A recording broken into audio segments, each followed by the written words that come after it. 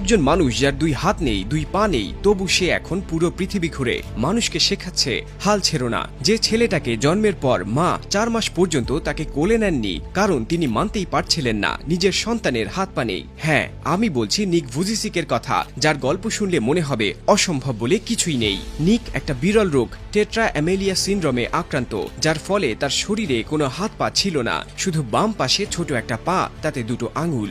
এই 2 আঙুল দিয়েই সে লিখতে, টাইপ করতে, এমনকি কম্পিউটার চালাতে শিখে ফেলে। কিন্তু জানেন তার শৈশবটা কেমন ছিল?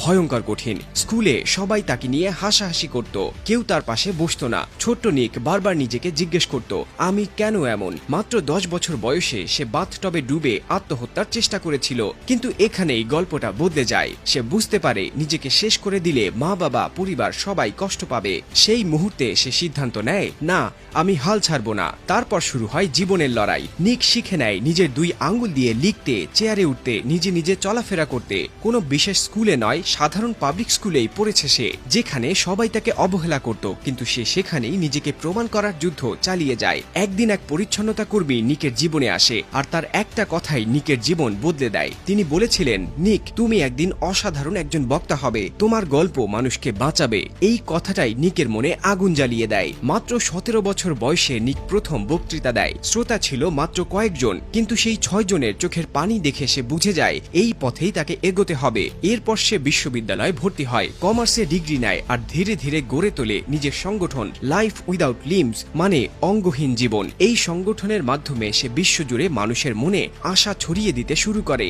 এই মানুষটা এখন পর্যন্ত 600টিরও বেশি দেশে 3000-এরও বেশি বক্তৃতা দিয়েছে। হাত পা না থেকেও স্কাই ডাইভিং করেছে, সার্ফিং করেছে, সাঁতার কেটেছে, এমনকি পাহাড়েও চড়েছে। হ্যাঁ, সবকিছু সম্ভব যদি তোমার ইচ্ছা থাকে। তার প্রথম বই লাইফ উইদাউট লিমিটস 30টিরও বেশি ভাষায় অনুদিত হয়েছে আর বিশ্বজুড়ে বেস্ট সেলার হয়েছে। বইয়ের নামের মতোই নিকের জীবনও প্রমাণ করে জীবনের কোনো সীমা নেই। আর জানেন তার ভালোবাসা? 2008 সালে এক ইভেন্টে কানাই নামে এক মেয়ের সঙ্গে দেখা হয় নিকের। প্রথম দেখাতেই দুজনের মধ্যে সম্পর্ক গড়ে ওঠে, আর 4 বছর পর তারা বিয়ে করে। আজ তাদের 4 সন্তান। নিক গর্ব করে বলে, আমি হয়তো সন্তানদের হাত ধরে হাঁটতে পারি না, কিন্তু আমি তাদের ভালোবাসা দিয়ে পথ দেখাতে পারি। ভাবো তো, যে মানুষটা নিজের শরীর নিয়েও এত কষ্ট পেয়েছে, সেই মানুষ আজ অন্যদের হাসাতে পারে, বাঁচাতে পারে, অনুপ্রেরণা দিতে পারে। তিনি বলেন, যখন তুমি হাল ছেড়ে দেবে তখন মনে রেখো তুমি এখনো বেঁচে আছো, মানে তোমার একটা সুযোগ আছে। শেষে একটা লাইন নিক প্রায়ই বলেন, আমি হাত বাড়াতে পারি না, কিন্তু আমি হৃদয় বাড়াতে পারি।